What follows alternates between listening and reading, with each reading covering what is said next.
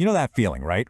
It's a common glitch in our mental operating system. You get anxious, and then you get anxious about being anxious. It's a system error that just compounds on itself, turning one small issue into a total cascade failure. This error state has a name: the feedback loop from hell. It's this vicious cycle where feeling bad makes you feel even worse for feeling bad. In our modern culture, it acts like a massive amplifier, constantly pushing this idea that you have to be positive all the time. That pressure makes any negative feeling seem like a critical malfunction, which of course only makes the loop spin faster. So, how do we debug this loop?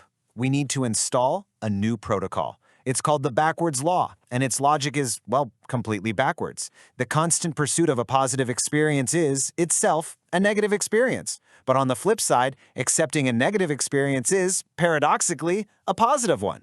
Our internal wiring apparently shipped with a few bugs. Let's break down the system logic. When you chase after feeling good, more happiness, more success, you're constantly reminding your brain that you don't have it yet. That just creates dissatisfaction. But when you accept the negative, you short-circuit that whole loop.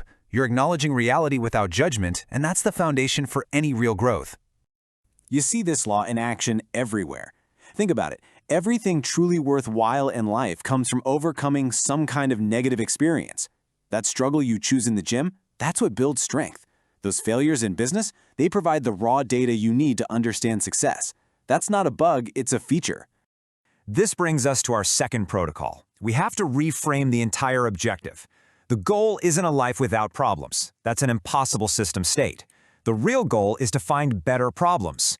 You see, happiness isn't the absence of trouble. It comes from solving the problems you've actually chosen to take on. And that boils everything down to one fundamental query. Pleasure is the easy part. The real question you have to ask is this: what pain are you willing to sustain? Your answer to that is what truly defines your path. The system, unfortunately, doesn't accept how to spend my lottery winnings as a valid input. The logic is simple. Your struggles are literally the architecture of your successes. The problems you choose to solve, that becomes the source code for your happiness. Ultimately, who you are isn't defined by what you enjoy, but by what you're willing to struggle for. Now, this requires a critical update in how we view progress. We like to think of it as this big jump from wrong to right, but that's not how the system works. Real growth is an iterative process, just like developing software. And let's be honest, version 1.0 of you is always going to have some bugs. The actual algorithm for improvement is much more gradual. You don't just leap to perfection. You start out wrong, then you learn a little, and you become slightly less wrong. With more data and more experience, you become slightly less wrong than that. We're always getting closer to the truth, but we never fully arrive. The core principle here is that the size of your success is directly tied to the number of times you've failed. If you see someone who's better than you at something, it's almost guaranteed that their personal error log is just a lot longer than yours. Okay, this all leads us to the ultimate system diagnostic. There is only one absolute certainty in this entire construct we call life, and that is death. Now, this isn't meant to be morbid, it's strategic. Death is the compass we have to use to calibrate everything else.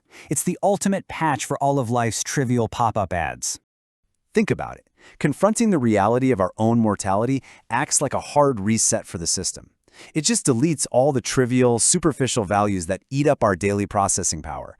You know, the petty anxieties, the need for approval, the frantic chase for the next thing. It forces you to focus on what is fundamentally important. So, in the face of that one certainty, death really only leaves us with one question that matters. What is your legacy? How will the world be different after you're gone? It's the single most important query we face, and yet we spend most of our operational time trying to avoid running it.